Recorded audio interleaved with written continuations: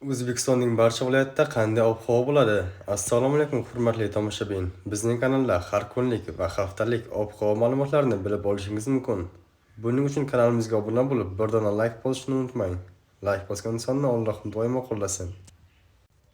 O'zgidromet markazi 6, 7 hamda 8-iyun kungi ob-havo prognozlarini e'lon qildi. Unga ko'ra havo biroz bulutli, ba'zi joylarda o'zgaruvchan bo'ladi. Faqat 7-iyunda ba'zi joylarda qisqa muddatli yomg'ir yog'ishi, momaqaldiroq bo'lishi mumkin.